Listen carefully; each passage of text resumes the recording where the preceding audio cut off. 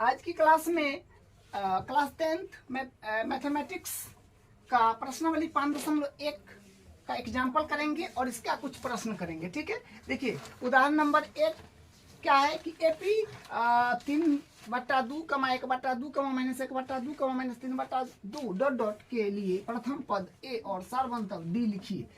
देखिए आपको हम लास्ट क्लास में क्या बोलते हैं समांतर श्रेणी का परिचय करा दिए थे और परिचय जो कराए थे तो उसमें आपको हम सारा चीज बता दिए थे।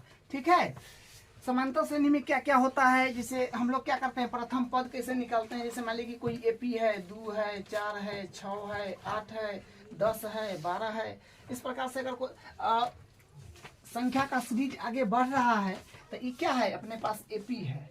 इसे पता करते हैं कि दो पास पास के पद लीजिए और बाद वाला पद में से पहले वाला पद घटाइए।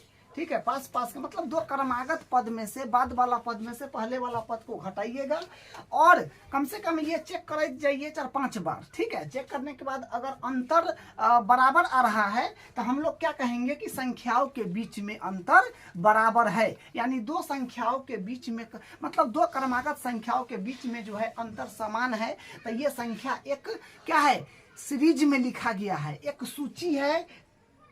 किस प्रकार का, जो समांतर श्रेणी का है, मतलब सभी का अंतर समान है तो उसको हम लोग बोलेंगे समांतर श्रेणी। तो उसको क्या अंतर निकालने के लिए निकालते हैं, जिससे हम अंतर निकालते हैं जो दो पास के दो क्रमागत संख्या लेते हैं और क्या करते हैं, बाद वाला पद में से पहले वाला पद को घटाते हैं और निकालते हैं, उसको हम लोग बोलते हैं सार्वंतर, जो आपको हम लास्ट क्लास में बताए थे, जिसको डी बोलते हैं। जैसे मान लीजिए कि ये वाला में से ये वाला घटाएंगे, मतलब A2 में से A1 घटाते हैं तो मतलब 4 - 2 यानी 2 आ गया। फिर डी निकालते हैं तो 1 2 3, अब यहाँ पर आ जाइए तो A3 में से A2 घटाते हैं तो मतलब 6 है, 6 में से 4 घटाइएगा तो 2 आएगा। मतलब अंतर कम से कम 3-4 बार निकालते हैं तो डी का मतलब होता है सार्वंतर। जो बताएं अगर सेम आता है तो हम लोग कहते हैं कि ये क्या है, ये अपना एपी में है। दूसरी बात देखिए, सार्व अंतर के बारे में आपको बताए थे कि सार्व अंतर जो होता है अपने पास, सार्व अंतर ये आपका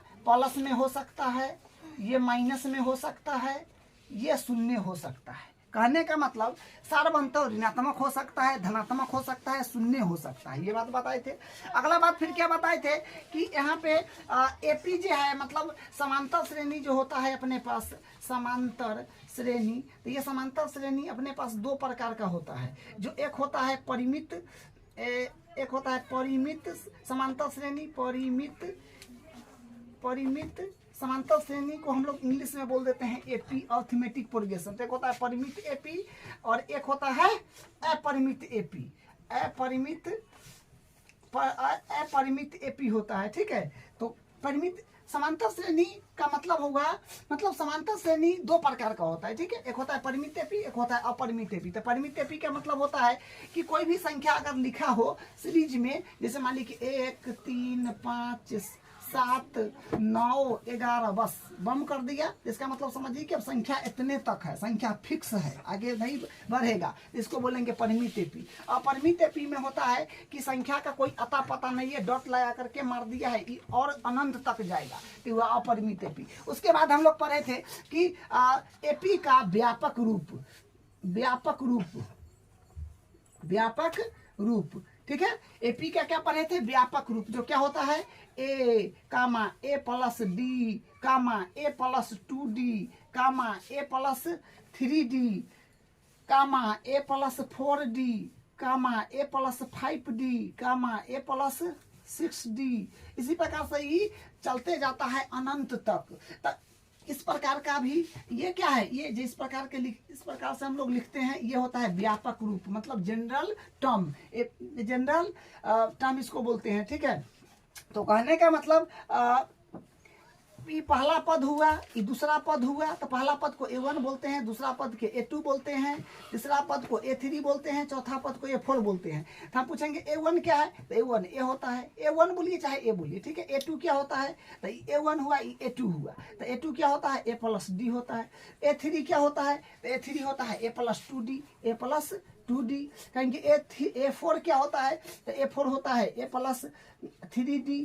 फिर कहेंगे कि A5 क्या होता है, पांचवा पद अगर हमको ज्ञात करना हो तो क्या होगा, और लिखिएगा A5 तो ऐसे, A6 तो ऐसे नीचे करके, ठीक है। तो A5 क्या होगा, तो 1 2 3 4 5 क्या है, A plus 4d, A plus 4d, A plus 4d। कहेंगे A6 क्या होगा, तो A6 हो गया A प्लस 5d। तो देखिए इसमें कुछ आपको क्रम यानी कुछ इसमें पैटर्न चल रहा है, वो आपको समझ आ गया होगा। क्योंकि अगर हम मान ली कि A6 ज्ञात करना चाह रहे हैं, माने हम छठा पद ज्ञात करना चाह रहे हैं, तो A प्लस 5d हो रहा है, मतलब ए सब में आ रहा है, सब में आ रहा है। और जैमा पद ज्ञात करना चाहते हैं, उससे एगो कम होके डी आ रहा है, देख रहे हैं। ऐसे पांचवा पद हमको ज्ञात करना है, तो A आएगा प्लस आएगा, और पांचवा पद चाहिए तो 4d होगा, ठीक है।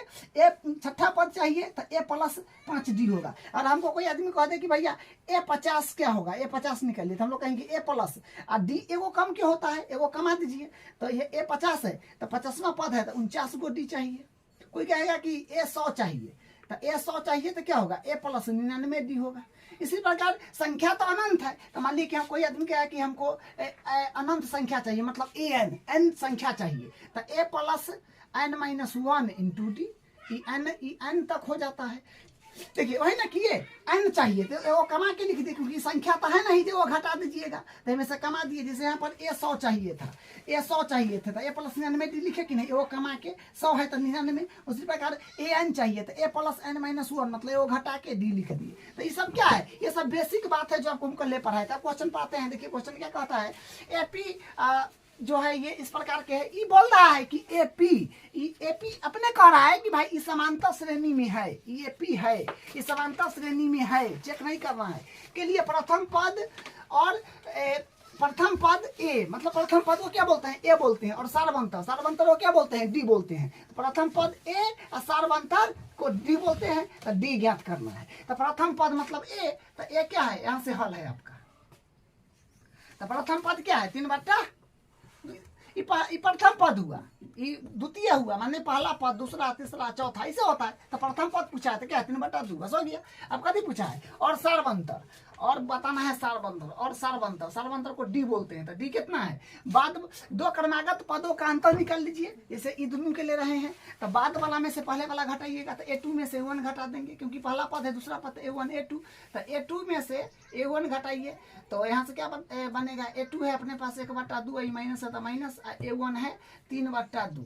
तो इसको एलसीएम वगैरह करिए, 2 का एलसीएम 2 होएगा, तो 1 माइनस 2 का 2 तो 3, तो मतलब माइनस का 2/, नीचे 2 है तो 2 कट जाएगा, तो 1 बार तो माइनस का 1 आएगा।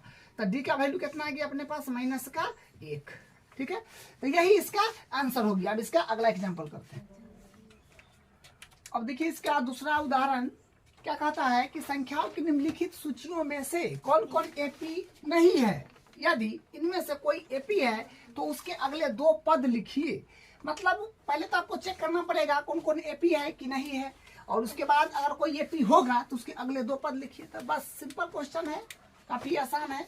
तो एपी चेक करने के लिए क्या करते हैं हम लोग, सारवंतर निकालते हैं। तो हम इसका पहला से शुरू कर रहे हैं। देखिए तो सबसे पहले डी निकालना होगा। तो क्या होगा, 2 क्रमागत पदों में से बाद वाला में से पहले वाला घटाइएगा, ठीक है। तो क्या होगा, A2 में से हम लोग A1 घटा रहे हैं, तो क्या हो जाएगा, A2 है अपने पास 10 और A1 है अपने पास 4, तो क्या आएगा, 6 आएगा। 10 में से 4 गया 6। उसके बाद फिर निकालिए, कम से कम 2-3 बार निकालना है, ठीक है, 3 बार कम से कम। तो फिर यहाँ तक हो गया। अब A3 में से A2 घटाइए, तो A3 में से A2 घटाएंगे तो A3 अपने पास 16 है, और माइनस या फिर लिया कर दीजिए डी। तो मतलब A3 अपने पास 16 है, तो 16 माइनस, और A2 अपने पास 10 है, यानी 6 आ गया। फिर आगे निकालिए, फिर डी बराबर A3 में से 2 घटा दिए, तब A4 में से A3 घटा दीजिए, ठीक है ना। A1 होता है A2 A3 A4, ये आप जानते हैं, लास्ट क्लास में बताए हैं बहुत अच्छे से। तो फिर यहाँ से वही काम करिएगा। तो डी बराबर A4 होगा 22 माइनस, और A3 होगा 16, तो 16, तो इसको घटा लीजिएगा तो 6 आएगा। तो कहने का मतलब सार्व अंतर क्या है, बराबर है। यहाँ पर लिखेंगे चूंकि सार्व अंतर समान है इसलिए यह सूची एक एपी बनाती है। ठीक है, तो सार्व अंतर समान है, देखिए ना सब समान है, 6 6 6 6 और एको को में कोई दूसरा अंक आ जाता 6 के अलावा 5 3 कुछ भी, तो सार्व अंतर बराबर नहीं होता, तो एपी नहीं होता। तो सार्व अंतर समान है, देखिए क्या है, चूंकि सार्व अंतर समान है इसलिए यह सूची एक एपी बनाती है। तो अब यहाँ से क्या है, जो समांतर श्रेणी है मतलब जो एपी में है, एपी मतलब समांतर श्रेणी में है, तो उसके अगले 2 पद ज्ञात करना है। अच्छा, तो अगले 2 पद निकालना है। अब अगले 2 पद भी निकालना है। अब अगले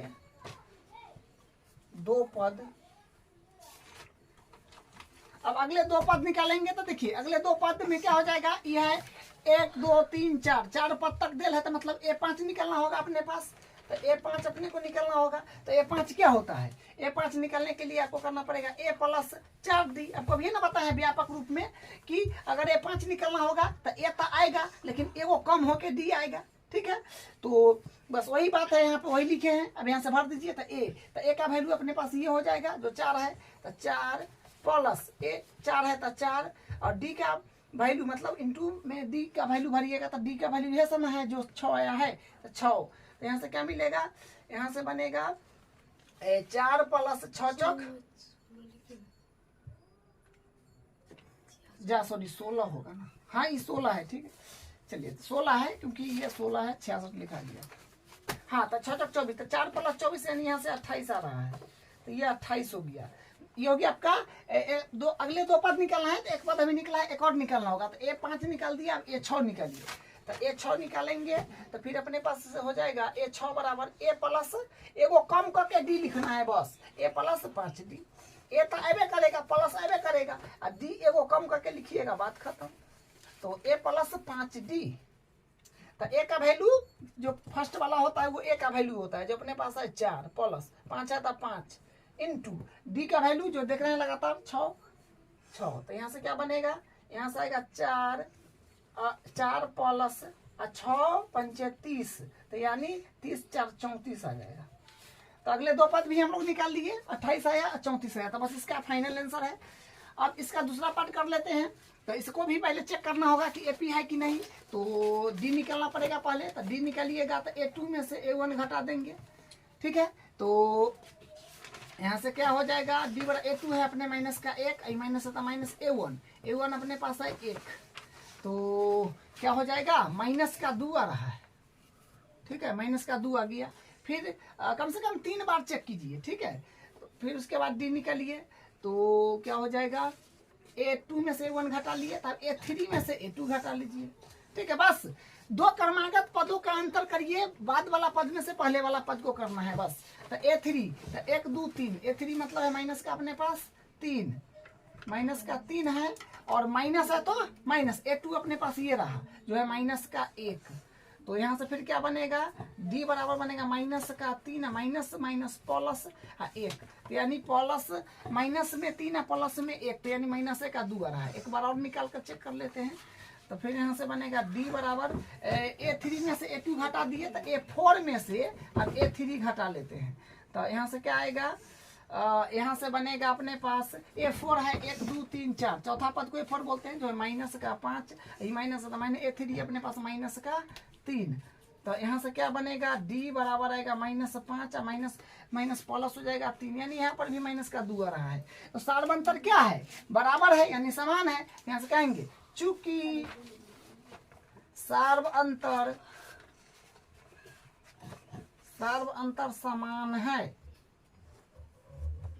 इसलिए यह सूची एक एपी बनाती है।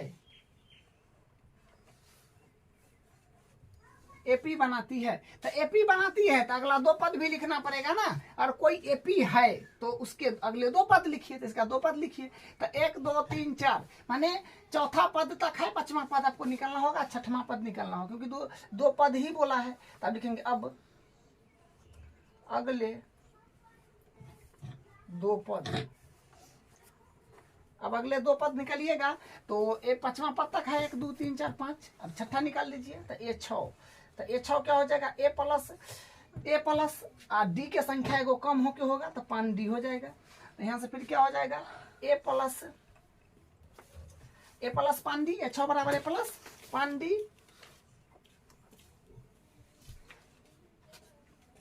तो यहाँ से ए का वैल्यू भर दीजिए, जो पहले वाला होता है 1 है, और प्लस 5 इंटू डी का वैल्यू अपने पास है, ये देखिए लगातार जो माइनस का 2 आया है, तो माइनस का 2। यहाँ से क्या बनेगा 1 प्लस, और ये देखिए प्लस, लेकिन 5 दूनी 10, ये माइनस हो जाएगा फिर, क्योंकि माइनस में 10 आएगा तो प्लस माइनस हो जाएगा। यहाँ से माइनस का 9 आ जाएगा, ठीक है। फिर ए 7 निकाल लीजिए। अब तो ए 7 निकालिएगा तो ए प्लस 6D, एगो कम करके डी लिखाता है, ठीक है। यहाँ से फिर क्या हो जाएगा, ए के वैल्यू है अपने पास, ए के वैल्यू हो जाएगा अपने पास, ए के वैल्यू 1, पहला वाला 1 प्लस है तो प्लस 6, और डी का वैल्यू अपने पास दिखा लगातार माइनस का 2। तो यहाँ से क्या हो जाएगा, 1 माइनस का 6 नहीं 12, क्योंकि माइनस में है, प्लस माइनस माइनस हो जाएगा। यहाँ से माइनस का 11 आ जाएगा, ठीक है। तो अपने दो पद भी आ गया, माइनस का 9 माइनस का 11, तो ये भी कंप्लीट हो गया। अब इसका तीसरा पार्ट देख लीजिए। तीसरा पार्ट है, हाँ, इसको भी पहले एपी देखना है, चेक करना होगा कि है कि नहीं। तो फिर डी निकालेंगे, तो डी यहाँ से निकालिएगा तो बाद वाला पद में से अगले वाला पद घटाइएगा, दो क्रमागत पद में से। तो A2 में से A1 घटाइएगा, तो A2 है माइनस का 2, सॉरी A2 ये ना है, A1 A2 जो कि है 2, माइनस है तो माइनस, A1 है माइनस का 2, तो माइनस, ये माइनस है तो माइनस, माइनस का 2 है तो माइनस में। तो यहाँ से क्या बनेगा, 2 और माइनस माइनस प्लस और 2, तो यानी 4 आ रहा है, ठीक है। फिर उसी प्रकार यहाँ से फिर डी निकालिएगा, तो इसमें क्या बन जाएगा, A2 में से 1 घटा लिए, तब A3 में से A2 घटा लीजिए, तो क्या बनेगा, D बराबर A3, A1 A2 A3, जो कि माइनस का 2 है, माइनस है तो माइनस, A2 है 2, ठीक है। तो 2, तो क्या बनेगा, माइनस माइनस प्लस, तो 2 दूनी 4 माइनस का आ गया। देखिए यहाँ पर गफलत हो गया है, इसमें प्लस का 4 आ गया है, यहाँ माइनस का 2 आ गया है। तो एक भी पद अगर इधर उधर हो जाए तो आगे चेक करने की नीड नहीं है, बस ये बोल दीजिएगा कि चूंकि क्या है, सर्व अंतर समान नहीं है, या सूची एपी नहीं है, तो अगला दो पद नहीं लिखेंगे। यहाँ लिखेंगे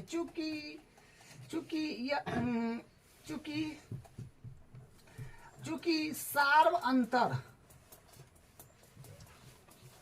समान नहीं है, इसलिए यह सूची एपी नहीं बनाती है,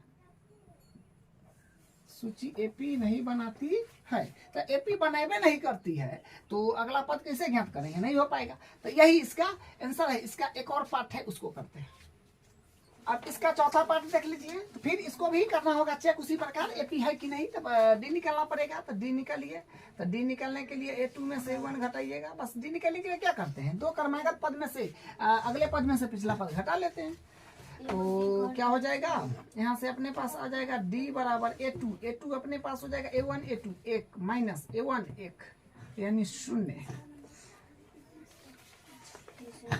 फिर यहाँ से निकाल लीजिएगा फिर D, तो A2 में से 1 घटाए, तब A3 में से A2 घटा दीजिए। तो यहाँ से फिर क्या बनेगा, D बराबर A3 A1 A2 A3 अपने पास है 1, A2 भी 1 है, तो 0 आ गया। फिर आगे चेक कर लीजिए।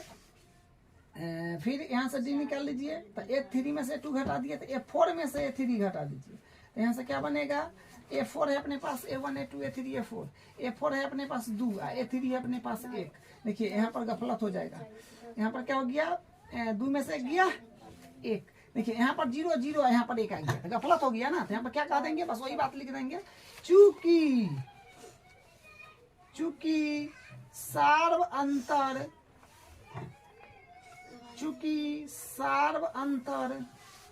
समान नहीं है,